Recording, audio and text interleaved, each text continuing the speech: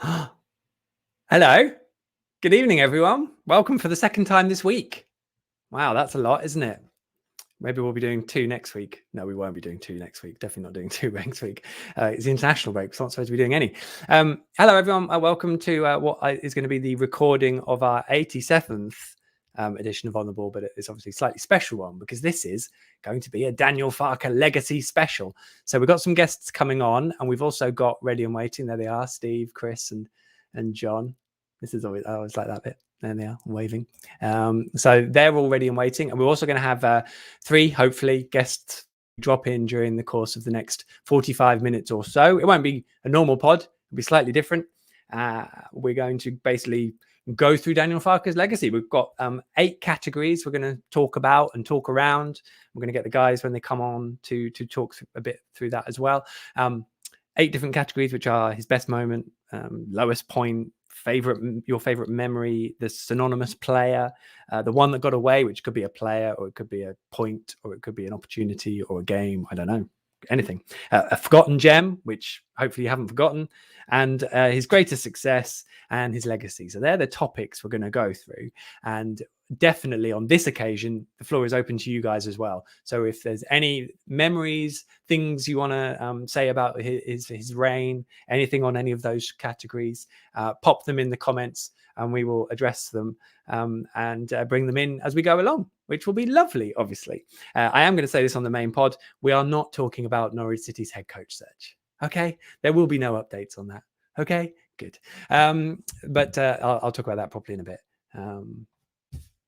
Yeah, in that case, everyone's ready. I reckon we crack on, shall we, and go live? Right, second time this week, so hopefully I should be all over it. And for those of you who like listening until the very, very end, there will not be any very, very end this week for this pod because it's a legacy special, as I keep calling it. And yes, I'm wearing my Norwich City flat cap, which I mentioned weeks and weeks ago. I found that, and I also found my Craig Bellamy Simply the Vest, which I did mention last week that I would wear, or the other week I would wear if Norwich won. So there you go. And just in case you thought, what on earth does he look like? Right. Let's go live then, shall we, with the pod? We've got the guys ready. I'm ready. Feeling a bit on edge, but let's do it. And I hope you all enjoy the pod, and definitely please get involved with any of your Daniel Farke stories and whatnot, as this may be the last chance we get to talk about him properly, given news events are clearly catching up with things. So in that case, I'm going to bring in the video and get us up and running with the podcast about now. See you on the other side, and I hope you really enjoy it. Get involved.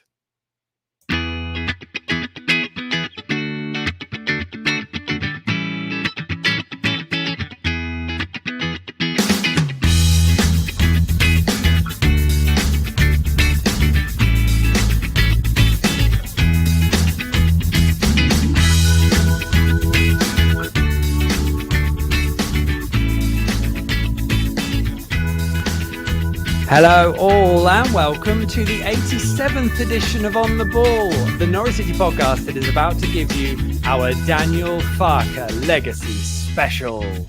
I'm Michael Bailey. I cover the Canaries for The Athletic. I hope this finds you extremely well on the way. The good, the bad and ugly of Farke's 4 and a bit years. Special guests to join us to have their say, your comments and memories during our live broadcast, and absolutely nothing on Norwich's current search for his replacement. We will work through all that and more with our guests this fine evening. They are Norwich number 1 chief at NCFCnumbers, also known as our very own Steve Sanders. Good evening, Michael. We have Canaries Snongsmith. Canaries Snongsmith, Jon Rogers. Good evening, everybody. That's how we're talking to each other now. Okay. And can I get his name right? Let's see. It's friend of the pod and the voice of Norwich City on BBC Radio Norfolk, commentator Chris Goreham. Is that your subtle hint, Michael, that you think Trevor Francis is in with a shout of being the new manager, being a bit nasal about things at the start? We're looking for we'll look for subtle hints from you. Worse has been written this week, so yeah, why not take it and run? There we go. Thank you so much for joining us, guys, on this Daniel Farke legacy special, which is what it is labelled. How are we all doing, Steve? How are you doing since Monday? Good. Yeah, I feel like you probably see more of me than your own family at this point, which is never a good state of affairs for you. I wouldn't have thought, but yeah, they're not here now, are they? Where are they now? They're not here. I think they're asleep. Well, yeah, and as well, I suppose you all should be. It's only 8:15. Yeah, no, hugely excited. Obviously, the second time we've done it, but I feel like this is more of a celebratory one. We were kind of still in mourning slightly on Monday, weren't we? But I feel like there's a lot of good things to look back on in a short space of time. So let's hope we can fit them all in. 100%. Yes, indeed. We should probably plug now Monday's podcast, which is out, episode 86. You can listen to all of us talking about the actual decision, the fallout, what happened at Brentford, and a bit on where Norwich go from here. All of those sort of things are all in Monday's podcast. We did sort of hold back on talking about Daniel Farke's time as Norwich City head coach because we were going to do that this evening, although I did think we said at the time 24 hours later. So it's been quite a long 24 hours, but forgive us for that, please. John, how's things? Very well, thank you. How are you? I'm good, thank you. Yeah, I'm sort of frayed at the edges, but we're all right. We're hanging in there. Thank you so much. Lovely to have you on. It's a funny time, isn't it, for everyone? It's just kind of the ups and downs that have been over this last week has been enough to last a whole season. So we just keep going and see what happens. Indeed, it's always a bit of fun. But I have got my phone on me, just in case anything happens tonight. It's not going to happen tonight. Chris, how are you? Underdressed, having seen you with you. Is this some sort of forfeit? Are you doing the show in your vest and pants because you've forgotten your kit? Yeah, I've got no pants on. No, I have got my my Norwich City family show, Michael. My Norwich City flat cap, which I wore at the playoff final in Cardiff. I can't remember which edition I mentioned that I had this cap, but I'm wearing it tonight because I did say I'd wear it when I found it, and I found it while I was looking for my Craig Bellamy Simply the Vest. Which I did definitely say I would wear after Norwich had finally won a Premier League game this season, and here it is. So I thought I'd just wear them all at the same time. Seems fitting given the week we've had, and here I am. So how exciting! Well, it's brilliant to have you all on. As I said, Monday's podcast, give that a listen. We may be back next week, depending on when there's a head coach announcement and if we can get ourselves together. Maybe we'll wait until after the Southampton game. I haven't quite decided yet, but we'll see who it is and how open I am to talking about it. We will see. Obviously, you will have seen the names about in terms of Daniel Farke's successor. I don't think anything's done. I don't think anything's majorly close. It is an ongoing process. And that is why we're not talking about it tonight, because we would only be guessing. And I am not going to guess. And I have not guessed since Saturday. So we will now continue with our Daniel Farke special podcast. This is all about him, his coaching staff, their contribution to the football club. We want anyone watching and listening to get involved with us live. We are going to break it down into 8 categories, which we want contributions from everyone, including you guys listening. We're going to have our special guests in as well. The 8 categories we've got are best moment, his lowest point, favorite memory or analogy. Although, as John pointed out to me off recording, I probably know more of those because I actually was in the press conferences. Not many other people were. We also want a synonymous player. Who is the player you think of when you think of Daniel Farke, or the one that was key or summed it up? I'm not sure. 5, the one that got away. So that could be a player that slipped through his grasp, or a game, or a moment, or an opportunity. Bit woolly, that one. 6, forgotten gem, which does obviously require us all to remember what that might be. 7, his greatest success. And then 8, what is his Norwich City legacy? And of course, we've got Steve here as well. So we're definitely going to get some stats in. Probably. Well, you've teed them up now, so I can't. I have. Yeah, you cannot get away with it. And so anything that you guys out there and girls listening wants to throw in terms of any of those, we'll get through and read them out this time, because we haven't always managed to do that. But Roger Mallet says hello from sunny Florida, which is very nice of him. Can I post that? Yeah, why not? The plastic Paddy says the best moment was the Wink versus Ipswich. I think that's what that says. So we could write that down. Ipswich Wink. That's a good shout, isn't it? That's a pretty good shout. Best moment. A lot of shouts for Ipswich Wink. A lot of love for already. That. That's mine done. Thanks, guys. Oh yeah, maybe we should stop doing that. We will try and come up with the best one we've got for each category if we can, providing we remember some of these forgotten gems, which is a rank one for me to put forward. But starting off, guys, we could have a quick think, I suppose, about legacy, and or maybe sort of the first things that comes to your mind when you think about Daniel Farke? Chris, you like me had to spend a lot of time with him, really, didn't you, relatively speaking? Yeah, I think we worked out if he 208 games, and we spoke to him before and after every one, that means at least 416 interviews on Radio Norfolk over the last 4.5 years. So there can't be many people who've been on Radio Norfolk as often as he has, plus all of the other interviews around friendlies and transfers and things like that. And I think for me, from a professional point of view, he was just a pleasure to deal with. He never shirked any questions. He answered everything. You always felt he was being honest. I don't remember him ever being caught out in a big way with anything he'd ever said to us. I think he was probably helped by the fact that it's the first time we'd had a head coach rather than a manager. His job was just to be responsible for what was happening on the pitch. Any of the difficult transfer questions or politics questions, he was well within his rights to say, that's Stuart's bit. So I think because of that, fans were able to have more. I think the relationship the fans had with Daniel Farke, because of that, he was more like a player to them, because you couldn't blame him for a lot of the off the pitch stuff. And I think we've seen such an outpouring. And I don't remember a Norwich manager, head coach, whatever. I don't remember any leaving with this much goodwill, especially after let's face it, the poor run of he'd had results wise at the end. And I just wonder if that is because of the setup at Norwich. He had that separation, didn't he? But away from a lot of the controversial things, that the transfers. And it feels like I feel the same as when we said goodbye to Alex Tettey or Mario Vrancic, or a player who'd reached the end of their natural time with the club, in that it's probably right they've moved on. It feels right for various reasons, but this doesn't put anything against what he's achieved for the club before. So whether it's because he's a head coach rather than the full-on manager who's in charge of everything, I don't know. But this feels to me more like a favourite player leaving rather than a manager. That's really interesting. I suppose, he's probably the only manager to have left or been sacked, certainly, after a win. Because if they won, they probably tended to get poached. Well, that is true. Yeah. As well. Steve, I won't ask you the question because we did at least, do it on Monday. But John, Daniel, when you think of him now? It's kind of like the almost man. I've always kind of compared him to like Darren Huckabee, because he was phenomenal in the Championship, but as soon as he got to the Premier League, he just wasn't the one that could take it that extra little step. Oh, Hux is going to love that. No, it's all right. Well, it's kind of true in a way. You got to listen to this, well, you have to know.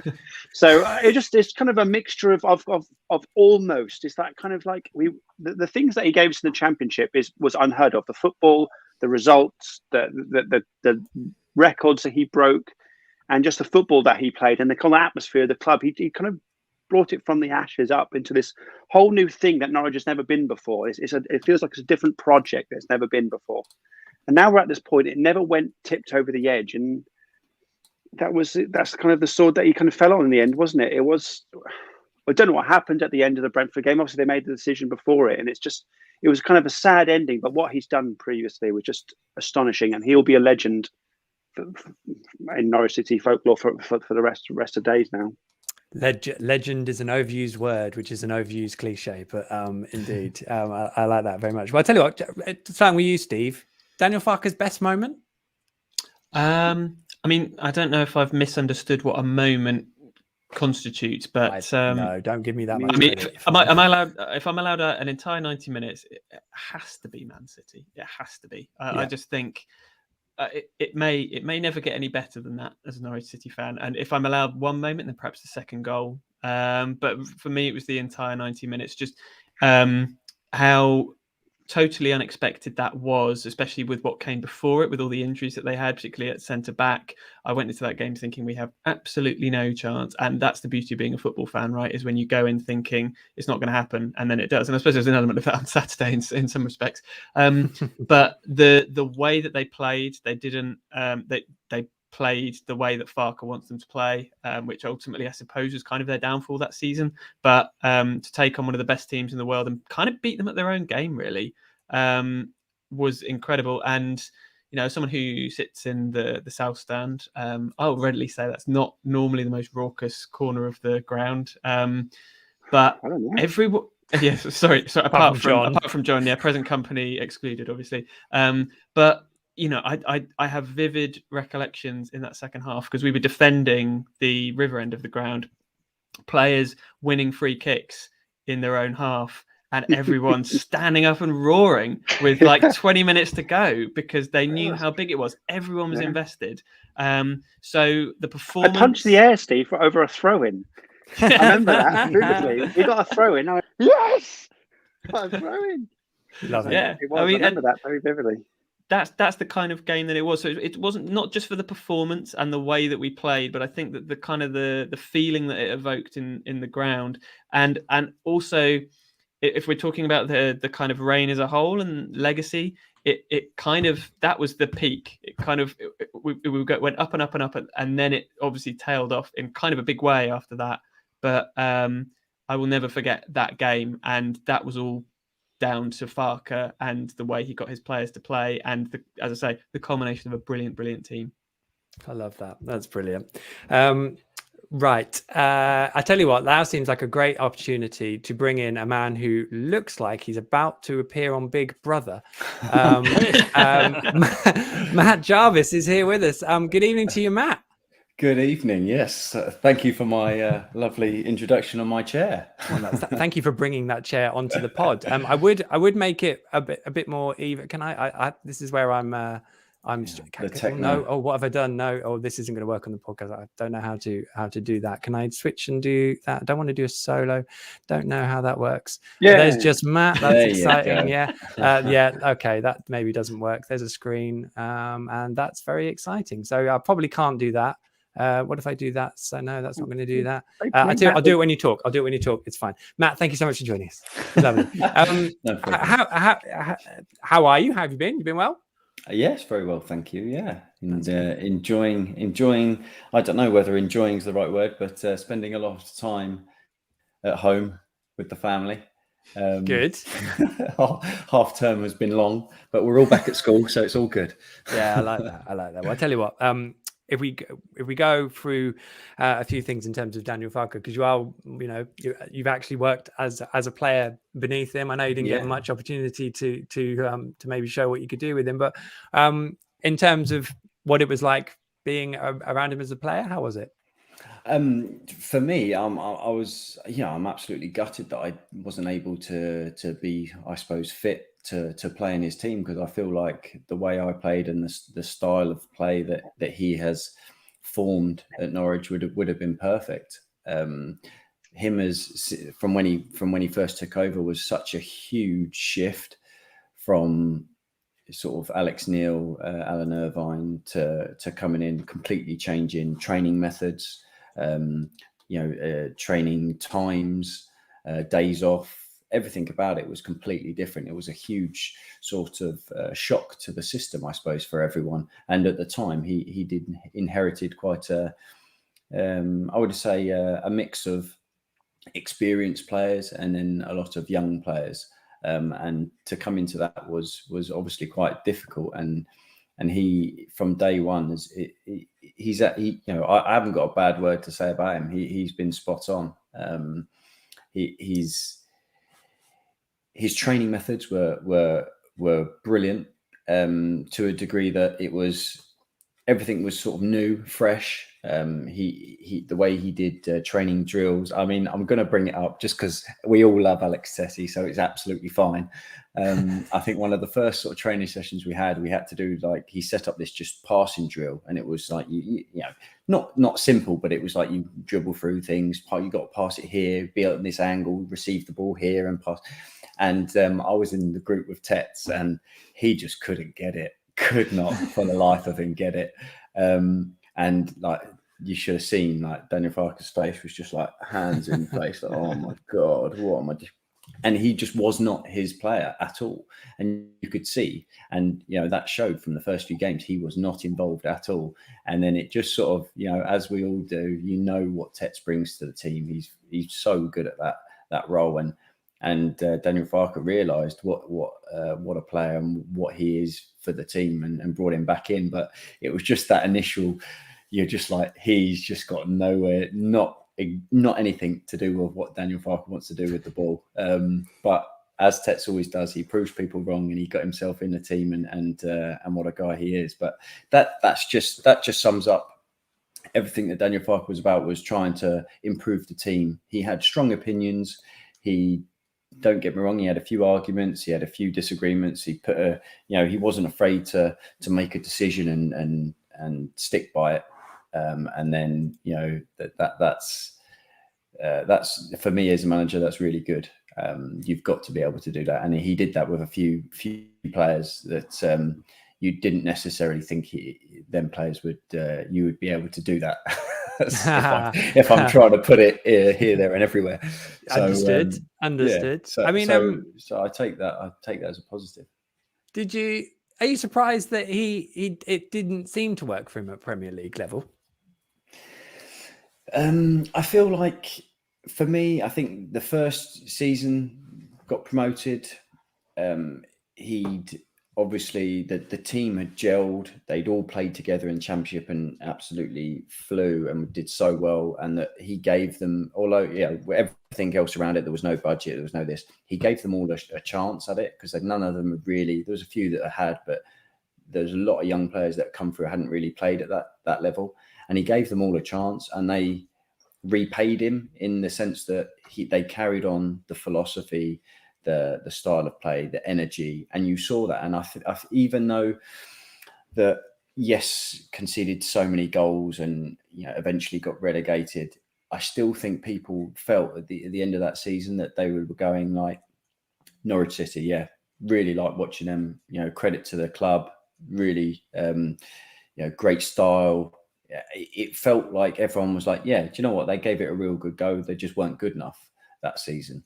Whereas, you don't want to be like this season. I think he's obviously made, or the club has made, a lot of changes, and it's the reason that he's not in a job now is because it's just not worked.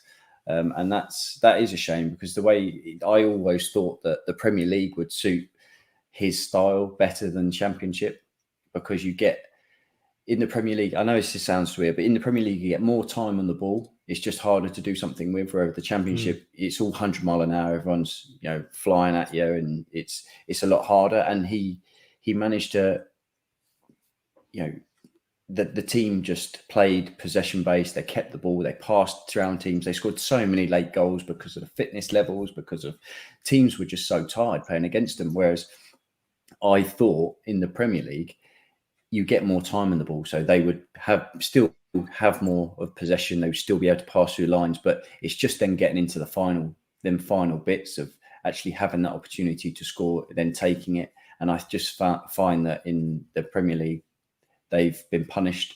They've had someone's had an opportunity and they've scored. Whereas in the Championship, they maybe have got away with it. And I think that's just the ruthlessness of the Premier League. Yeah, well said. I don't know if you guys have got anything you want to ask Matt while he's here. I put you on the spot, but go for it. I mean, if any of you want to chip in. I think Matt's had enough of my questions today, Michael. It's the second time we've chatted today. I didn't know Matt was going to be on this. I didn't know Matt was going to be on the scrimmage as well, but hey, I love it. That's exactly why we're all friends here, aren't we, Chris? I suppose as we're on it, Michael, should maybe ask Matt if he had a favourite moment or a favourite game from the era, from the Farke era. To be honest, that's quite a difficult one for me, because I was never really sort of involved in it as a player. I was obviously there in the building and doing everything. So, but when you're sort of not actually in the team or even on the bench, it's hard to sort of get involved in it all. So I wouldn't sort of have that image. I mean, obviously everyone says the Ipswich game, that was great. Tim Closer always sticks in my mind because he was some character. I used to sit next to him in the changing room. What a guy. I still speak to him now. He's such a character. I'll have to use that phrase, a character. But the big thing that I've always had a good communication with him. When I first went there, he always said that he liked my style of play, thought I'd be great with him, and it unfortunately just didn't happen. But in the point where I got myself back fit, we were always still having conversations, and it got to the point where it was coming up to Christmas. It was the day before Christmas Day, and we sort of had a conversation because I was hoping to be in the squad, and he basically just said to me, "Look, there was an offer to go to Walsall to go and play some games, and he just sort of sat me and was like, I would love for you to stay here. I think you're a great character. You're great around the change room. But the team's flying. We've got competition for places, and I can't really offer you to say that you'll stay and you'll play. So for me, as a manager, I want you to stay. But as a friend and as a human being, I think you should go. And I just respected his honesty, his brutal honesty, to be fair. But I think that's all you want as a player. And, he then just made that decision easy for me without being like, no, Java, you got no chance here. You need to go. It was, I would like you to stay, but as a person, as a human, I want you to go out and continue playing. So I've always got that your respect levels for him. And then whenever I've been with Chris, and gone back and seen him, we always have pre-COVID, a cuddle and a chat. So, as we're talking about legacy, he will have a huge legacy. What he done at that club at that time period when he first went in to, pretty much he was almost on the point of potentially getting sacked after between two international breaks. I think it was October and November where it was really looking bad, to then he had the 4 games, I think it was, between October and November, and they won all 4 or won 4 and drew 1 and just never looked back. And that takes a lot of credit to then turn it all around. And then it's just about momentum and what he did. And he kept the biggest thing, whether it's a good thing or a bad thing, all the players, even the championship winning season, they were still doing double sessions. Last couple of weeks of the season, you're still coming back in at 4:00 on a Tuesday afternoon to do an afternoon gym session. What other manager would do that when you're already just about to win the league? You're still doing all of this. No, exactly. That just shows what the guy's like. It was relentless, but it was all for the greater good, and everyone just jumped on board, and that's why a lot of the young players are flourishing. And that's to another one of your questions that I'm going to probably just keep going and going. But okay. I'm loving this. For me, the biggest one. Who's the thing? Who's his greatest or whatever? I would Synonymous. Say Synonymous player. No. I'll go back. So which one was it? I've got it on my thing for you. Don't worry. The one that got away. Greatest success. Yeah, greatest success. Max got Aarons. you. Yep. Max Aarons. Max Aarons. He brought him in as a young kid into the group, I suppose, just to train with us for a bit, and obviously he's never turned back. He's just kept on going and going, and I feel like the way that he's learned from tactically, especially because Max has always going to been able to just generally training with the first team and then practicing technique, you're always going to get better, but tactically and positionally and the way of not just getting the ball and crossing it at fullback to start with, he didn't want crosses. He only wanted cutbacks. So you had to then get in a position to be in that, to be able to do cutbacks. And Max found himself in that a lot. So it's like he's just progressed, and that obviously Max has to take huge credit as well. I'm not chunking that all on Daniel Farke, but I think Max is his biggest achievement while he was there as a player. Matt, we're done for time. Thank you so much for coming on. No, it was absolutely brilliant. And we've had loads of comments, by the way, saying how lovely it is to see you. So I reckon we'll get you on the pod again, when we can keep you on for a whole 2 hours like we normally are, if you'll do Michael, that. Yes, you would have John? been me off and keep Matt on. Much better than me. I do, to be honest, but I've already committed to the other, so it's fine. Don't worry. Thank you. Matt, thank you so much. Have a lovely rest of your evening. We'll speak to you soon. What a top man. Cheers. There he Thank goes. You. I'm so glad we had him on there, because that was sensational, lovely stuff. And greatest success, Max Aarons. That's a pretty good call, isn't it, gents? Yeah, I think he's still doing the double sessions by the looks of him, isn't he, Matt? He's looking good. Your greatest success in terms of not necessarily a player, something I've mentioned already would be the engagement he had with supporters. I think I wouldn't go for a particular player or a particular moment with that. I just think the way that he had this ability to the Olays at the end of the Brentford game said it all, the way that he could get supporters just eating out the palm of his hand. And I think that's one of the reasons why he did get a little bit more leeway from fans. And even towards the end, as much as on social media, it felt like a lot of people wanted Daniel Farke to go, you didn't get that feeling inside the ground, because I think he made so much effort to be part of the club, to let the fans know how important they are. I think there's a lot of football managers, not just at Norwich, but up and down the country, who could learn a lesson from that, because you do get more time, I think, if you're prepared to be that generous with the supporters. So that to me would be his greatest success, just the engagement that he got, and the just his consistency. We talked about a season that was 14th in the Championship. We talked about promotion, relegation, and I don't know, you might disagree, Michael, but whenever we spoke to him, just that level of consistency, and you knew what you were going to get from him. He was always the same Daniel Farke, and I think that's an underrated trait in football and in everyday life. So those are my two Daniel Farke successes, I would say.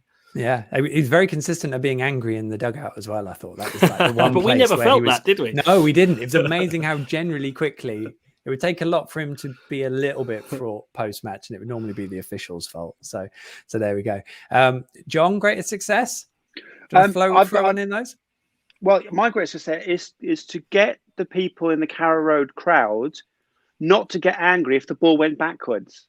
That's been a long time, for a long time, because the first 3 or 4 games that happened, the people are throwing their arms up, the man next to me was getting extremely angry every time. He did the same noise, which was like every single time it did, but people accepted it. They understood there was a different way of playing football, and that's his great success, was introducing a different type of football. And people say it's Farkeball, that he's like invented this type of thing. He didn't, but he brought it to Norwich, and we'd never had this type of football before. And he's got people used to a new way of playing football, and it was a breath of fresh air, and it brought a lot of success. Obviously, that's my great success for him. I've got a few other messages, shall we? Best moments, Spoon Meat says the wink.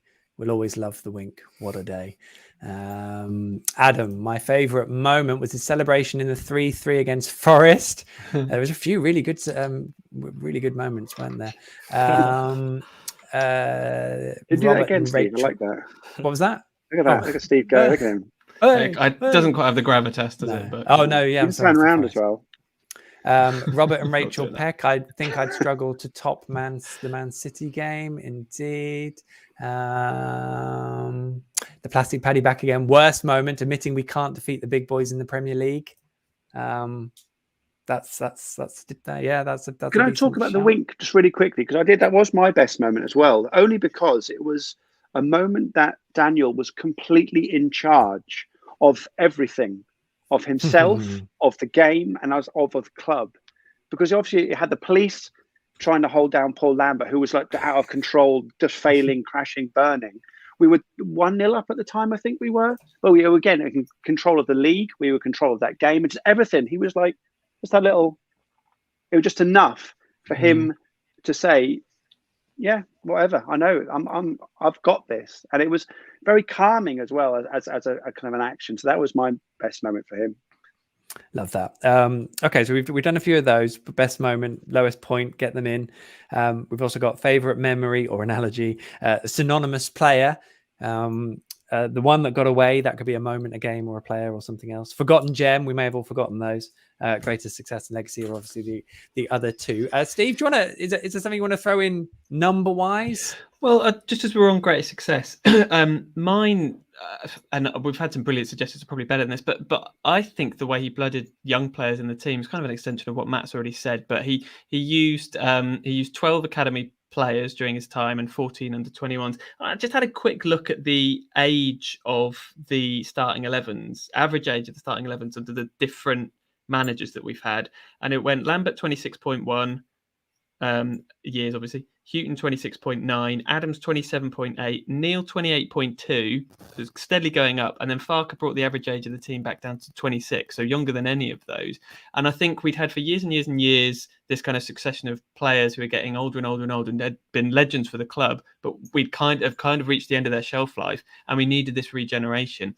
And we needed a manager that would trust in young players, would have the faith in them to play them in the first place and then improve them as things went on. And there's just countless examples of that. Oh, there I am. There's countless examples of that in every single season. We're seeing it again now with Andrew Bamidele, but we all know the names: Aarons, Lewis, Godfrey. A lot of them have gone on to bigger things, and it's fantastic man management. And I genuinely think that was his biggest success for me.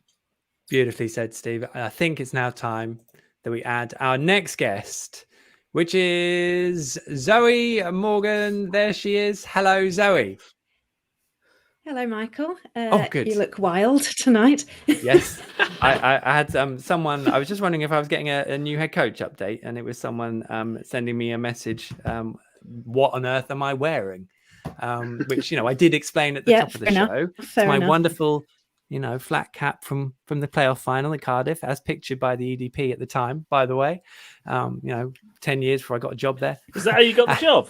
Yeah, I think so. I think they thought this guy needs to be what a character. Well, yeah, he's the kind of character we need in the EDP dressing room. I thought.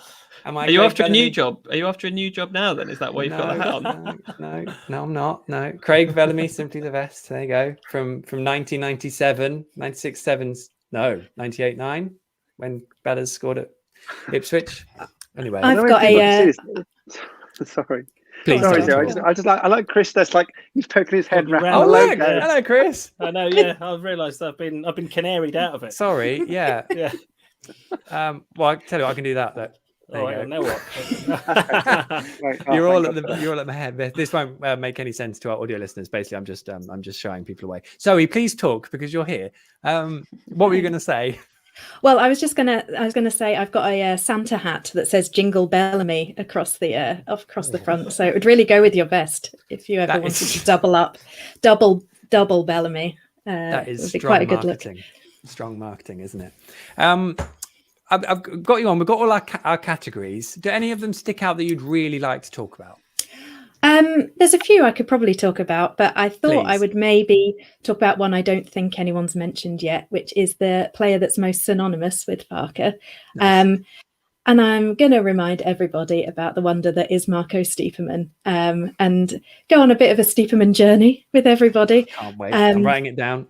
And I feel like he really is sort of the ultimate Farke player. He was signed. Nobody really knew who he was. He'd had a lot of promise as a youngster. Maybe wasn't living up to that promise. We signed him first season. What was going on? Very much similar to the rest of the team. Played him at left back. Maybe could see some promise in him as a footballer, but weren't quite sure if it was ever going to come to anything.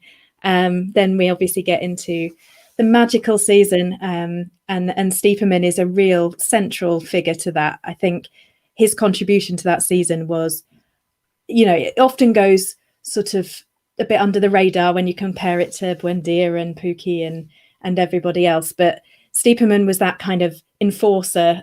He was making things happen. He was causing trouble. He was being a bit silly, a bit sort of getting himself out there. And I think that the sort of chaos that he created was really kind of, I guess, symbolic of what Farke wanted in that team. They wanted to shake things up a bit. They wanted to play slightly differently to everybody else. They wanted to have an impact, and he's sort of got madder and madder as everybody sort of warmed to him, and it's just this wonderful character of the celebrations we got towards the end of the season. That obviously we had the crab, we had Tim Closer's nose, I think, at one point, because Closer was out of the side.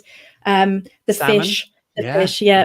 I mean, absolutely magical stuff. And I think, he's just really sort of, I suppose, he kind of runs in parallel with that Farke time. I think he's also maybe sort of also is reflected in that sort of step up to the Premier League, maybe couldn't quite find his way, work out how to cause that chaos in the Premier League. And then everything obviously got a bit sad after that, which is where we've all ended up now. So I think you've summed that up perfectly, Zoe. And there were a couple of games where he was very good at left back, by the way. Sheffield United away when we won up there, I think. Was that when Yannick Wiltshire scored the only That's goal. the one. Yeah. Early on, he was played very well, good at left back in that day. On that day, Hull at home, I feel like he had a really good performance from left back as well. I feel like there was a lot of goals in that game, and he was causing some havoc. But I might be wrong. Born to score goals, famously. That's a lovely one, guys. While Zoe's on, have you got any other synonymous players? Funnily enough, I went with a player who's got nearly as many M's in as you just put in synonymous there, Michael. I went with Zimmerman for similar reasons, really, because I think almost the career path of Daniel Farke and Christoph Zimmerman, they're just linked, aren't they? When they signed, we both thought, this German bloke from the Borussia Dortmund second team, is he going to be any good? And they both became crowd favourites, but by the end, really, but both would say that it never really happened for them in the Premier League. I think both Christoph and Daniel Farke, and it's actually been almost Christoph Zimmerman has gone from the Zimbo Appreciation Society being one of the main players, one of the real crowd favourites, to almost people don't talk about him now, do they? Sadly, and we've got Andrew Bummer-Daly doing so well. You've got Grant Hanley, you've got Ben Gibson back there, and people have almost forgotten that he's still at the club, which is a real shame because he's been injured for so long. So I'd like to think he's got another. A few Norwich City performances in him, but at the minute you would say his time with Norwich City has almost gone exactly in the same direction as Farke's, wouldn't you? Fair point. Okay, Steve, you? I mean, I've gone very obvious, to be honest, because I think the other two are probably better, but I was going to say Pukki, purely because I think he was signed, well, obviously signed for free, as we all know, and signed as somebody that wasn't necessarily expected to be our main centre forward that season. But Farke's tactics were malleable enough that he gave him that opportunity. And really, he took off as our season took off that year. And 70 goals under the same manager. That's more than Grant Holt scored under Paul Lambert. And I would say those two feel pretty synonymous with one another. And again, maybe the argument is not quite at the Premier League level as much as he dominated the Championship. So, yeah, for me, it's Timu. Love that, John. You're next up. Mine was Stiepermann, and if I could come anywhere close to what Zoe just did, I would try, but I'm not going to get anywhere close. He was a number 10 that he would even. We haven't replaced that kind of we could all do it. Interesting number 10 player. Go on, Chris. Come on, Chris. That was we'll do something. Everyone's doing crab dance. We are listening, John. You'd already said that Zoe did it better, so we just stopped. Exactly. I'll just do more crab things. There we go. Keep doing that in the background. Well, I show. There you go. Sam W. Zimbo is a great shout. I'd forgotten he's still around. There we go. Oh, Plastic Paddy's gone. James Husband as synonymous player. I think he might be better for Forgotten Gem. Anonymous player, maybe. A what? Anonymous player. Sorry. Wasn't he, Steve, you'll know this, wasn't he the only player who was in the starting 11 on both of Farke's first two seasons? Yes. James Husband. I think he might have been. He was. Yeah, I remember that. He doesn't know. He makes it all up. Birmingham was his last game. I've got my spreadsheet. I think everyone was out as well for the head of the Birmingham game. FPL Seb's gone with Marcel Franca. I mean, we're getting a bit very ruthless. kind. This isn't very kind at all. Stop it, guys. Let's see if we've got any more. I was going to say, look, Dave Rogers. Come on now. That's Philip Heiser. I don't know if these are all his recruits, by the way. So there we go. I've had a message in, Michael. Hey, what? I won't say who from. I've had a message in. I'm like on. No, don't get too excited, everybody. on transfer deadline day. It's from a mutual person that we both know, Michael. Okay. Chris, what is Michael wearing? Just watching this podcast. Well, I tell you what, talk of the town. Probably find something better to do. That's what I reckon. Go and find something better to do. You probably should be busy. You've taken the internet by storm, Michael. Yeah, something like that. So there we go. I'm just seeing if we've got any more synonymous players, but I was going to say Emi Buendia because he didn't win many games without him, but maybe that's also fairly harsh. But I think so much is sort of centered around Emi Buendia's reign. Obviously, it's began when Emi Buendia's time at the club, I should say, began obviously and ended during Daniel Farke's reign. So I suppose that's one shout, but I don't think it's as good as some we've had from you guys. So we'll move on from then. Zoe, did you want to contribute to any of the other categories before we let you enjoy the rest of your Thursday evening? Is it Thursday? I think it is Thursday. Okay. Yeah. I guess I'll talk about his legacy maybe. just really talk about the thing that he identified throughout the whole of his time at the club, which was that football is supposed to be fun. And I think a lot of the time we forget that this is the case. You know, it's supposed to be what we do to separate ourselves from real life. It's supposed to be entertaining. It's supposed to be something that we find joy in. And I think Farke, from the very start, sort of clarified that to everyone and reminded us all that you don't have to take it that seriously. You can go to enjoy the football. You can go to watch people that are trying to play really good football. And sometimes that will work and sometimes it won't. And I think that, you know, that especially in the Premier League, and perhaps this was why he found it a bit jarring, is that it seems sometimes it feels almost entirely impossible to find joy in the Premier League because it's so serious. Every game is so important. You know, the teams from about 8th downwards are all just trying not to lose every week because that, you know, it's so serious for them, whether they get relegated or not relegated because of all the money. And I think, you know, why the Championship is such a good league and why Farke probably enjoyed it so much is because there's this sense of you don't quite know what's going to happen at any given moment. And that was kind of what he seemed to thrive on, that kind of unknown, the constant, well, you know, leave it right until the end because you never know what's going to happen. And I think whatever happens next and however much worse the season gets, or hopefully it gets better, like it's always, I think it'll be a really good reminder to think about sort of what he would have said about a lot of these games of just trying to enjoy it. And, you know, they want to put on a show for us and they want us to enjoy it. And I think, I think that was just the most special part of what he did over the last few years, was really just talk about football as entertainment rather than the most serious thing that you can possibly think of. Well, Zoe, I think this podcast would have been incredibly succinct and wonderful had you been on for the whole thing. But thank you so much for coming on and saying such beautiful words and adding to our Farke legacy special. Thank you for having me on. We'll see you on a proper pod soon. All righty. Enjoy yourselves. Top stuff. Have a lovely evening, Zoe. Thank you so much. Bye, there everyone. we go. Waves or Bye. steepy crab signs, I suppose, whichever. There we go. How lovely to have Zoe on. And well said for all of that. What was I going to bring when up? She comes on, you said, "Oh well, we'll have you on a proper pod one day." So what's this then? Yeah, this is the Daniel Farke legacy special, okay, Chris. Sorry. Legacy special. Scrapings. Yeah, we're scraping the barrel, aren't we? How long are we going? Where are we? What day is it? I was going to say something in terms of one of our points, and I can't remember what I was going to say now. So, let's see if we've got any more messages. Is a good point, and then we'll maybe go through some of the categories we've maybe not quite touched on. Sam W. Sam W. My other half just walked into the room and seeing the screen asked, "What's happened to Michael Bailey?" Tried to explain. So just said it's a Norwich thing. Well, I'm sure that explained it, Sam. Good out. Hurley King about to do some exercise. That's what I've got from it. I take that. Ben Trafford. I'll always remember that Chelsea game in the cup, away from home, obviously, and the third round of the FA Cup, wasn't it? The replay went to extra time, then penalties. Angus Gunn played well. Jamal Lewis scored in the last minute of extra time, wasn't it? Normal time. Was it normal time? Yeah. And then there were lots of sendings off, weren't there? It was hilarious, that game. Yeah, I think that's the first game I went to where there was any VAR involvement, and it was really confusing. Yeah. And the best thing about that is Norwich was so good at Chelsea, we delayed the 10 o'clock news. There was, do you remember? I think it was Hugh Edwards tweeted with his arms folded, sat on the desk, saying, "Well, because it was live on BBC One, they had to delay the 10 o'clock news." And that's a really good shout, actually, because when you compare what Norwich did in that game to their most recent visit to Chelsea.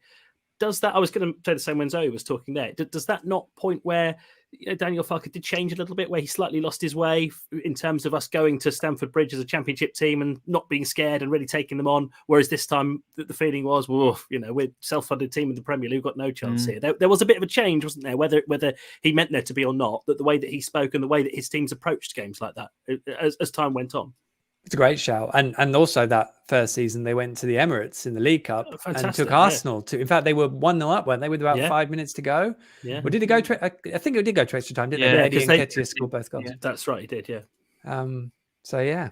Todd Cantwell's debut as well. I mean, there's probably a good shout. I can tell you, for all of the suspected fallings out since, no one believed more in Todd Cantwell than Daniel Farke at the football club. I don't know when Todd would have made his debut had Daniel not been the boss. I have to be honest. So that's true, because he's older than you think, isn't he, Todd? You know, he's not. He's already too old. Yeah, because he's already too old for England under 21. So it needed somebody at that point in his career to really believe in him and put him in, and he did that. And that definitely was his debut that night. Yeah. Love it. Okay, well, we've had a few best moments. We've lowest point. I mean, I've got one, but anyone else got... Shall I be the doom merchant on this one? Go on. Well, we won't spend too long on it, but let's go. No, the lowest point for me is something that I don't think has ever properly been explained, and that is what happened in Project Restart. How did we go from this team that was taking Tottenham to penalties and beating Leicester in the Premier League, to when it all came back again, just being relegation fodder, losing all of the games, only scoring one Premier League goal, being absolutely swept aside? That was two different Norwich teams, and it was almost as if Norwich didn't think the season was going to start again, and all the rest of the Premier League teams did. And I don't feel as if anyone's ever properly sat down and said, look, what really happened there, because it was so. That's probably I mean, it was a dreadful time anyway, wasn't it? Because of everything else that was going on and behind closed doors, and it was an awful, awful time. But I've never been so sad watching Norwich City play than during Project Restart, part because of everything that was going on, but just the standard of the football as well. And I still haven't ever fully got my head around what happened there.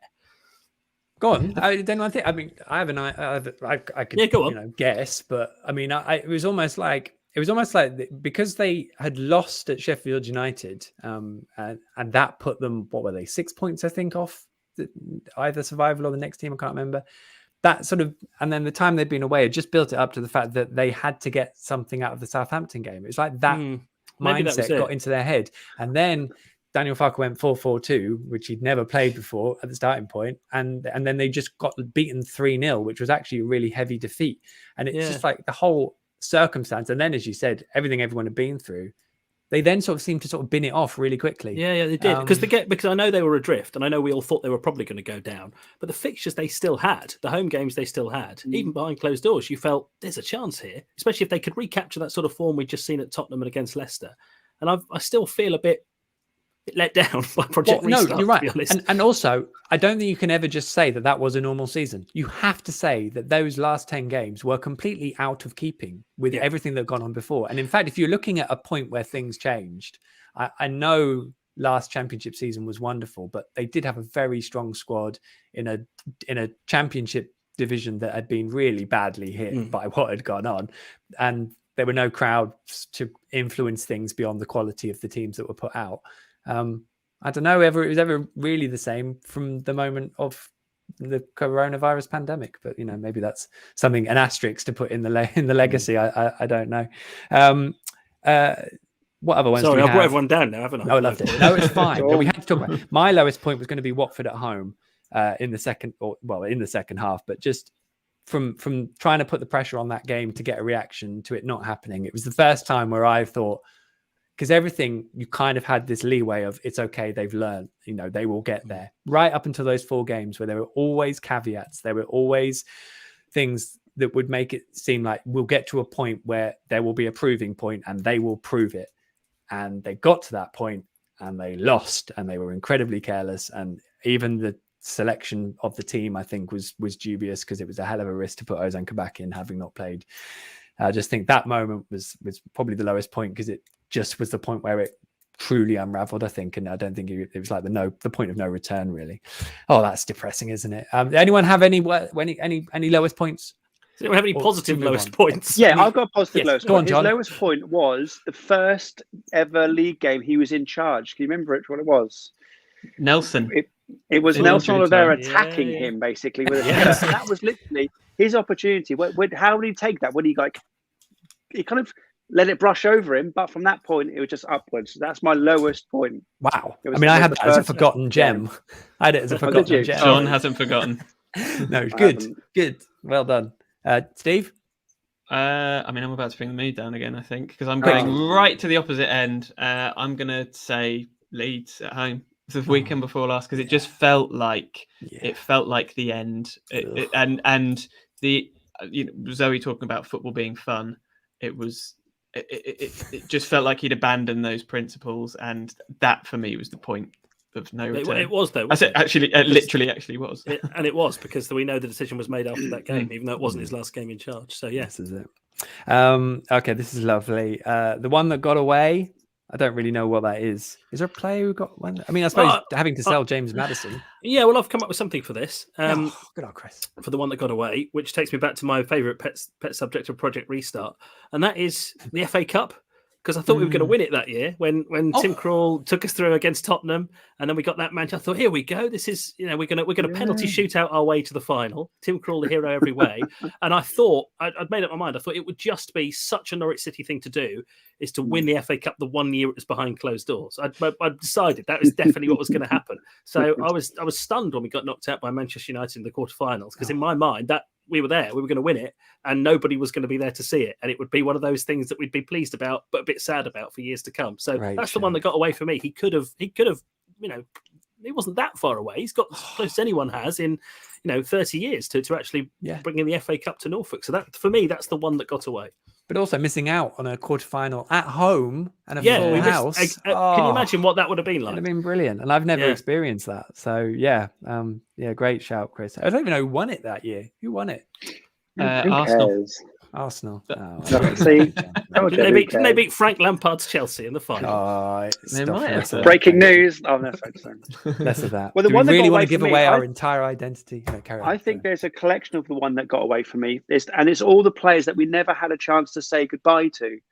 So Onel Hernandez, there was Stiepermann, obviously, Vrancic, Teti. There's so many players that we never had that kind of little collection of players who were getting on a bit, I guess. Well, I'm not Onel, but there was that kind of little place we never got a chance to say goodbye to, and that's my. That's a great point, John. And what about the fact that nobody, very few Norwich fans ever saw Ollie Skipp actually play for the club? No. Yeah. And he's a player who we think so much of, and we regard as someone who we've really missed this season. Never had his own song, and he, with a name like Oliver Skipp, that's crying out for it, isn't it? And John, I'm sure you would have come up with one, if you'd been there. He is a snongsmith. He's a snongsmith. he's the I know all my snogs. But yeah, so you've got players like that who actually came and will be looked back on as really good Norwich City players. One of the best loan signings we've had. What he gave for us in the Championship, and not many people got the chance to watch him play. I did get Mario Vrancic is on my list of synonymous players, I have to say. Sorry, Steve, are you about to say something then? Well, I was just going to say my one that got away. It's kind of a difficult one to think in terms of what might have been, because when we've been good, we've been really good. When we've been bad, we've been really bad. I think we put it down to one single moment as to why we got relegated a couple of years ago. But again, to put it onto one game, I really felt there was that run of home games. Sheffield United was in there, Spurs, Arsenal, Palace. We had the lead in all of them. Wolves. But that's the one I was going to say. Shit, sorry. That's you kind of I built it up, Michael. And I've sworn. Unbelievable. You did, It's been a long week. Oh. Does that mean we can swear? No. That game was no. We absolutely battered them in the first half. A really good Wolves side, and we went in 1-0 up.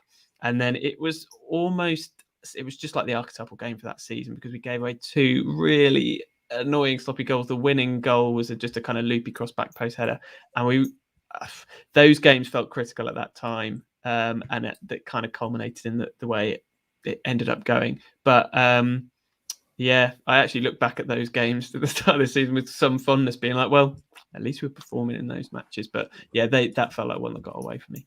Emmy was sensational in that first half. Oh, he was, wasn't he? Yeah. You can still watch all the clips on video. What a player. Okay, this is wonderful stuff. I mean, Southampton at home, Project Restart is probably one that got away, because that was going to be a huge game. There was going to be a full house. Southampton were in awful form. Norwich win that. They're 3 points off, rival, but it had to wait 3 months for it to take place. But there were other things on, so there we go. It's that asterisk again, isn't it? I tell you what, it's probably time to bring in our third and final guest, because I've kept him waiting for a very long time, and he's such a wonderful human, in the words of Daniel Farke. But I believe that too. Let's bring in the wonderful Dan O'Hagan. There he is. Hello, Dan. We'll do a Marco Stiepermann crabs. Hello, guys. Good evening, everyone on the pod. Lovely to see you, Dan. How are you doing? Not bad at all. Just a bit of a shocking week, really. It was all it felt really flat when we heard the news on Saturday, and I think we all kind of feel a bit hollow, I think, after the weekend, don't we? Yeah, it's very true. It's very true. The line's a bit sticky there, and I don't know if that's my Wi-Fi or yours, but we'll persevere. I'm sure it'll be fine. Let's get you copped in here. In terms of Daniel Farke when he came in, obviously, and what he's done since. I mean, how has it surprised you compared to where he's come from and that level in terms of where he was in Germany? I think what he did, he came in and he opened our eyes to a different way to play football in England. He showed that even in the second tier, there is a chance to bring players in from abroad to play a certain way, to play a different way in the Championship. We saw Wolves in 17-18 play great football under Nuno, but I think Daniel Farke the next year took that to a whole different level. I've watched the Championship now for years and years and years. I've never seen a team play that well and that consistently at that level as in that first promotion season under Daniel Farke with Norwich. So he opened our eyes. The way Norwich played in his 2 promotion seasons, I think, was incredible. And it's just a crying shame that at the higher level, he was just exposed a bit. Because the joy, it was a word used by Zoe, I think, the joy and the fun of Daniel Farke's 2 promotions at Norwich was something quite incredible. And I've always said that Norwich, it's a place where when the team is playing well and being successful, that the whole place has a lift. I think for Farke's 4.5 years, for the bulk of that time, the city had a smile on its face. Absolutely. Well said indeed. We've got a few messages coming in as well that I'm just going to throw them up. Adam says, Vrancic was my favourite player from the Farke era. What a tank and haircut. What a beautiful human being he was. Jason, and still is, I have to say, probably the best looking man in Stoke. Jason Stiles says, a Skip song would have been to the tune of We Hope It's Chips. Do we know what that song is? Chris, you sound like you know what that song is. Yeah, I think I do. I'm not going to sing it, but I think I do. Anyone know it who can sing it? John Smith. I don't know it. No. It was the advert. It was the McCain's chips advert, wasn't it? We hope it's chips. It's chips. Isn't it Que Sera Sera, actually? Yes. Yes. Someone has said that. Someone has said that. Yeah. There we go. Ski jump toes. That's it. Hope it's chips. Lol. That song is Que Sera. Yeah. Ollie skip. How does that work? Oh, well, it's too late. I don't know even why I'm reflecting on it. It's too sad. Spoon Meat says his lad was mascot at that game. Tets hit the post. Wolves. Do we know which game that was we were talking about? Tets hit the post against Wolves in that game. That's the one, absolutely. Luke Jackson, Mario Vrancic is so underrated. That guy saved us so many times. 3-3 for Forest. Oh, yeah, that's a fair one, isn't it? Oh, and Joshua Shreve has worst moment. Millwall away, Farke first season, that 4-0 defeat. Which, Dan, I mean, that was a proper wow, these guys have got no clue what they're trying to do here, have they? Because it was literally like Harrison Reed screening the entire width of the pitch and Marcel Franke just looked a bit lost. It was obviously Russell Martin's final game for Norwich, but there was so much wrong besides Russell, well, not even besides Russell Martin. He was probably the last thing wrong with that game. Really, it was everything else to a degree. Yeah, it was a slow start, and I was told in that first season how close Farke was to walking away, because I was told that Farke at that point would read every social media post, every forum post, every tweet, and obviously took it personally. And he felt at one point that the whole city hated him, and he couldn't go out socially. And I was told he was very close to, walking away from it all. But luckily, he had a change of heart. The club as well did make the decision to get rid of him. And obviously what happened after that was historic. But I was told, he was really close in that first autumn when it was all going wrong for him to saying enough's enough. I can't, it's not working for me. And imagine if that had happened. Wow. Imagine that. I think I guess... Oh, go on, Chris. Yeah, I was just going to say, I think it's interesting talking about that as a low point. It's one of those examples where actually a heavy defeat came at a good time. It's a bit like a Colchester 7-1, isn't it? In that you have a defeat that is horrible to watch and you think about for years afterwards, but it's only because of what it led to. Because, Michael, you might remember this. Wasn't that the last game before they signed Grant Hanley? Yeah. And then that was the game that inspired Alex Tettey to come back into the side, wasn't it? So it was one of those where it was a line in the sand. Things have to change from here. which I suppose we had recently with the Chelsea game as well, didn't we? We knew after that game, nothing's going to be the same again from here. Something is going to change. And lo and behold, within a couple of weeks it had. So I think it felt like a low point at the time, but probably some good came of it. Essential learning, I think it was, because I think Eddie Rima was in the toilet of the away dressing room crying, or just in the toilet. I think he locked himself away at the end of that game because it was like woof. And yeah, you're right. I think they decided to sign Grant Hanley after that game. I think Alex Tettey was on the bench on that game. He might have come on really late on, but he definitely started the game after that. And it was like, you're going to have to play him, Daniel, because if not, he's not going to work. Dan, you've seen our long list of things. Are there any that stick out that you want to throw some late things into? I think moments, defining moments. I think you think back to the Leeds win in the first promotion season. I think that game for me was the one when the whole nation saw this team was the real deal and promotion was a thing. So I think to go to Leeds and to get the result there at that point of the season, it was a big statement from Norwich. But also, as I say, nationwide, I think it just made the whole country look up and see that this Norwich team under Daniel Farke, who'd come from nowhere, were really the kind of the real deal and were a real force in that division.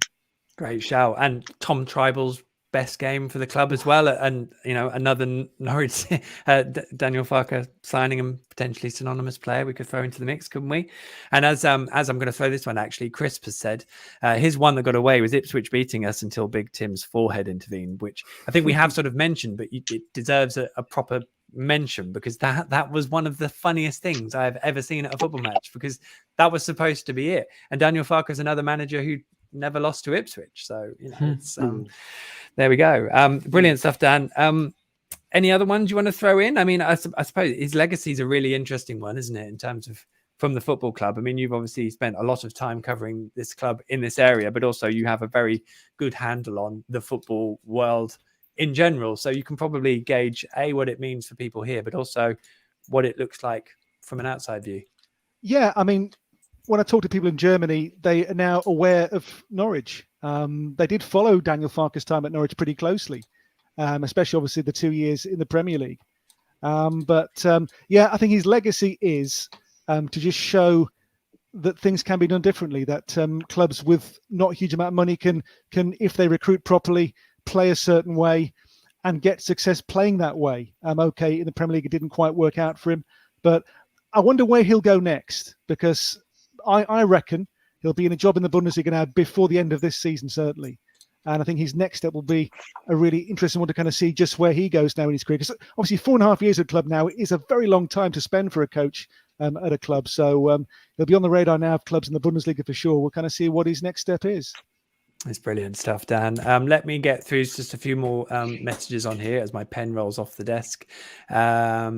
FPL Seb, Harrison Reed played very well for Fulham last season. We shouldn't have let him leave, which I suppose it was the end of his loan. So it was pretty little Norwich could have done. But he did do well. And it's not probably a surprise that he's gone on to do things, do well since as afterwards. Whichever ones have we got? I don't want to go over some other messages as well. Steve, have you got any more stats while I try and look for some comments? Well, I was just going to say, actually, while we're on the comments, somebody has actually asked any club in Germany where Dan thinks Daniel may end up. Oh, good shout. Right now, there's no vacancies, but I think his success has been such that it would be certainly, obviously not a Bayern or Dortmund yet, but certainly a Leverkusen, a Wolfsburg, a Borussia Mönchengladbach level of club. But yeah, we'll have to see. Obviously, those clubs have all got new managers or coaches in place who are fairly secure right now. But I think he's a coach now of a level that he's above the kind of Augsburgs and the Mainzes and clubs of that ilk. And he will feel that he's earned his spurs to get a crack now at a club who'll challenge for certainly top six, if not the Champions League in the Bundesliga. Well, Jez Davies has put in that there are rumours in Germany Farke's going to Schalke, which would be Bundesliga 2. Yes, but obviously a club of enormous potential, a club that's really had 3 or 4 years of constant decline, and it's a project. And the guy who turns that club around has got a great job, because Schalke are a colossal football club who just need that momentum. Obviously, we've seen in this country teams who go down and get sucked in, like Sunderland, like even Ipswich. But Schalke are a club, if they did bounce back quickly, this is their first season in the second tier, the coach who does that will kind of have them on a real upward trajectory, and it could be a good job. Obviously, there are links with him and Dortmund, so that might be an issue going forward. But you know, you never know. It didn't get in Paul Lambert's way, did it? So, you know, let's move on. Alan Montgomery says, one that got away, Farke not getting to play with a prime Wesley Hoolahan. I mean, that's almost something, isn't it? That Wes Hoolahan's final game was under Daniel Farke. That almost seems a bit weird in my head that those two... Yeah, it's a bit like the closer against Ipswich, isn't it? That doesn't feel like it was Daniel Farke. No. But because they feel like different times, but it was. I mean, Chris, it's going to be very strange. The end of the next game, you're going to do a post-match interview and it's not going to be with Daniel Farke as head coach. Yeah, it is strange, isn't it? As we said earlier, you do build up. You can't help but build up a bit of a rapport, bit of a relationship with these people that you're speaking to so often. So, and then they're gone, aren't they? You never really get the chance to say a proper goodbye. They just disappear, and it's somebody else next. We have seen it so many times, haven't we? We have indeed. It's going to be weird, as will the pre-match press conference over Zoom as well. Maybe it'll be with Steve Weaver. That's exciting, hey? Oh, I'm not going to talk about it. I did say I'm not going to talk about it. Ski Jump Toes here. You should touch on the backroom staff, as you haven't yet, which is a very good point. So thank you for that, because I would have forgotten. They were a big part of Daniel Farke. What were they like as individuals? Well, I mean, I had the pleasure of interviewing Eddie Riemer and speaking to him a few times, and I found him a really warm, calm guy. I think. I don't know, probably a nice conduit between the players and Daniel Farke, but probably not that one was really needed, because I think Daniel was pretty good at having those relationships himself. So as a double act, it wasn't like your good cop, bad cop or anything like that. I just felt like they were probably a very tight-knit group. And I have a lot of time for Chris Domagala, because I think he was learning quite a lot while he was in the job, but really lovely guy. And maybe, you know, I think he was probably the one whose family were actually over here and properly embedded into Norfolk life. So if you were going to think about the one that maybe it's hit hardest, it may be Chris, but can't help but wish them all really well, because they were all really good guys. And I know a lot of that sometimes just gets said, but I don't remember just saying that. I'm normally pretty honest. And in this instance, I think they were all genuinely good guys. So we sort of wish them all the best. And you know, it will be really fascinating, won't it, where they do end up next. So we'll be keeping a key eye on that.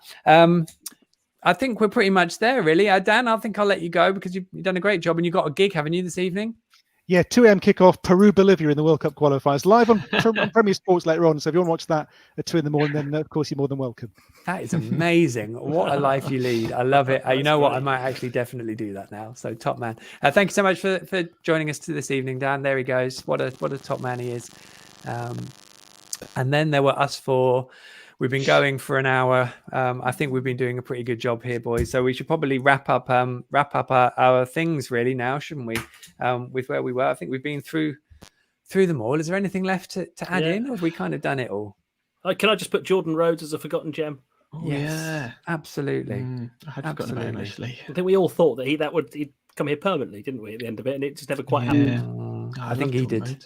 You'd have loved to. Yes, Jordan. I think he did. Yeah. That's a great shout for forgotten gem. Everything else, I think we've it's been. I think it was quite 4.5 years. The only thing I was saying was someone brought up the Leeds game, and it's difficult to say to you and Chris and to Michael, where were you on that day? Because I know you both know where you were. but for fans, I know exactly where I was, what I was doing that game. It felt like a special moment, that Leeds game, going 3-0 up, and I was expecting the other way around. I was expecting the defeat. And when it was the opposite, we just absolutely blew them away. And I was expecting the last Leeds game at Carrow Road, I was expecting us to go at it really, because the way that we built the game up and then to lose it to the end. So that was a kind of a very high and a very low kind of moment for. And it happened to be Leeds. Oh, I hate Leeds.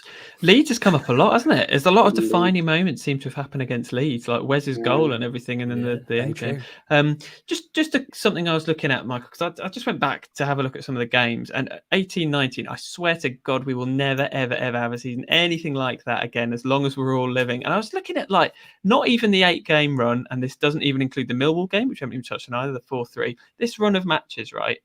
Rotherham at home, we were behind, and it was 1-1 with 20 minutes to go. We won 3-1. Bolton at home is the next one, which we won in injury time 3-2. Bristol City away, we drew with 12 minutes to go 2-2. Blackburn away, we scored the winner in the 86th. Forest at home, we all know what happened there, 3 goals down. Then Derby home was that ridiculous game where it was 2-2, we scored with 10 minutes to go, the lights went out, and then Derby won it in injury time. And then Brentford away, we drew with an 83rd minute goal from closer, and Rhodes scored 83rd minute away to draw at West Brom. So that's a run of games. We didn't even pick up that many points. That's in a season where we won 8 in a row. And that's kind of a forgotten run of games. And I think that goes back to the point that Zoe was making, just about the fun and the joy that came with this era. That's not a particularly memorable run, especially. But when you look at that in isolation, what a time that was to be a Norwich fan. Just knowing that your team will still be in any given situation in any game. It was just incredible, really. And one final stat to throw at you as well. Let's forget about the away run in the Premier League. Away from home in the Championship, we won 49% of our games under Daniel Farke. Bear in mind, at that level, the rest of this century, it was less than 30%. If we'd won that final game last season away at Barnsley, he'd have won more than half his matches in charge away from home, Norwich City. That is incredible. Absolutely incredible. It is incredible. Oh, I've got the slight twinge that half of those would have been without home fans at the away games. Yeah, sorry. I forget there's always that asterisk, isn't there? But I mean, that wouldn't take away from the fact of how they played away from home, which again was a joy because they would just hit teams. And Farke ball is a thing. We will always think of Farke ball, won't we? As much as Farke life. Favorite memory. I'm just going to throw one in if I may. I was going to tweet this, and I don't think I've tweeted it actually, but I remember there was quite early in his reign. It might have even been after the Millwall game. I can't remember the 4-0, but there was a game where they conceded a shocking goal from a set piece. I think it was to shock horror. Obviously everyone was like, well, zonal marking doesn't work. Please God, ditch zonal marking. What are you doing? So it was at a press conference, and I was outside and he was walking past, I think. So I managed to just pull him over with Joe Ferrari, who was head of comms at the time. I was like, Daniel, can I just stop you? And I just sort of said, look, that goal, everyone's telling me, zonal marking's rubbish. And I'm looking at that goal thinking, well, why would zonal marking have stopped that? It's surely a flaw in the system. But I guess, zonal marking is a good thing. So can you talk me through what should have happened in that goal and why it wasn't down to the system? And he did. He sat there for 5 minutes and he talked me through what the goalkeeper should have done, why the defenders have pulled up, done the wrong thing, and who was blocking who and all that sort of stuff. I can't think of any manager that probably would have humoured me to that point, and with such warmth, but also explaining it in a way that just made me better at my job, and being able to explain something simply, which as a football manager, I think you have to be able to do because you've got to explain it to players. So I thought that was just a lovely moment. It happened quite early on, and you just sort of, I think it was always a nice reminder to be reminded of the fact that I know nothing, and people working in football know a lot more, even if you sit there picking holes in it all the time. So I was always very conscious of that, and he certainly proved in the Championship just how good he was. That is for sure. So there we go. That was my little memory. Has anyone got any favourite memories or anything? Quite a nice place to end it, I think, Mike. Nice wasn't place it? to end it. Well done. Okay. Yeah, I think we're all done. Well, tell you what. Where do we next think we'll see him? You've covered everything on my little list anyway. I won't go against Dan. Dan has got the knowledge of German football, hasn't he? That does seem like the obvious choice. Not that Daniel Farke has ever done the obvious, but on this occasion, you wouldn't be surprised, would you? Could be like a testimonial for someone in 5 years' time. I tell you what, I do think any Championship job that comes up over the next couple of months, it's got a shout, hasn't he? Yeah. Well, yes, I don't know. Maybe I shouldn't say this, but the fact that the Rangers were without a manager caught someone's eye pretty quickly. There we go. But don't quote me on that, please. It's already nuts as it is. Right. Let's get some final messages then. Let's see. Gaz Freeman's been in touch. Gaz, when Wes came off the pitch for his last game, Daniel Farke giving a big hug. The whole stadium stopped and applauded him off, including the Leeds fans and the officials. Real bit of stadium dust in my eyes that day. Very true. That was a lovely moment. And other ones, I don't want to talk about any new head coaches. Here we go. This is a nice one. FPL said, listening to Chris Goreham commentator every weekend on iFollow was a highlight of lockdown. There you go, Chris. Absolute highlight. Our listening figures are down this year. And I don't want to say, here we go. Jez Davies. Jez Davies, Tom Tribal, Forgotten Gem. There we go. That's a good shout. Oh, okay. Pink and Morph. Hello, Pink and Morph. That's nice to hear from you. Best goal of the Farke era. Whoa. Who can remember what they were? Well, I had one of my forgotten gems was that goal that we scored at Bolton in 18-19, where we went back to front, and that was Steeperman heavily involved in that goal as well. Pookie's finish where he sort of hit it far post and went it into, post. Oh, that was a brilliant goal. But there's so many from that season, right? Oh. So many great goals from that season.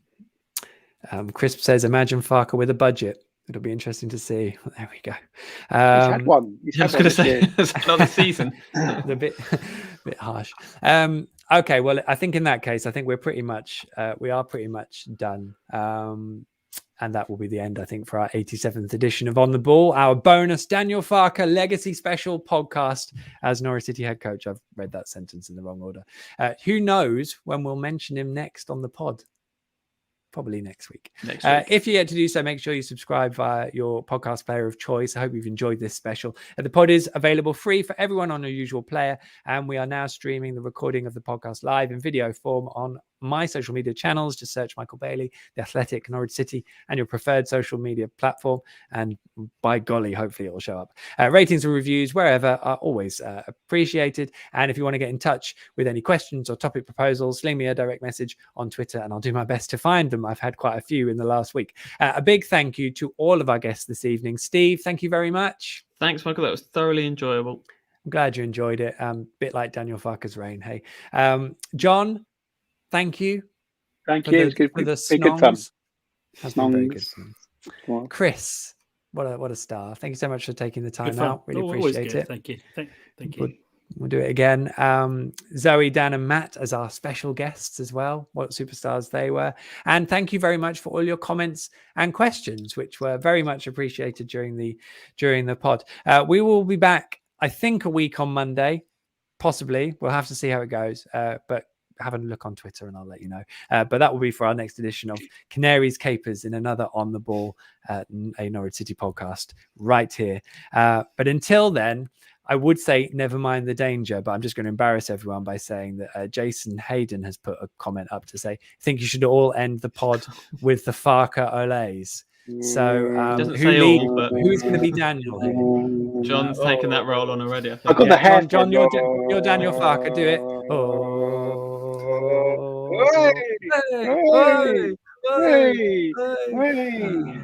I think we clearly miss him, don't we? Have a lovely evening, everyone. Thank you very much. We'll see you very soon.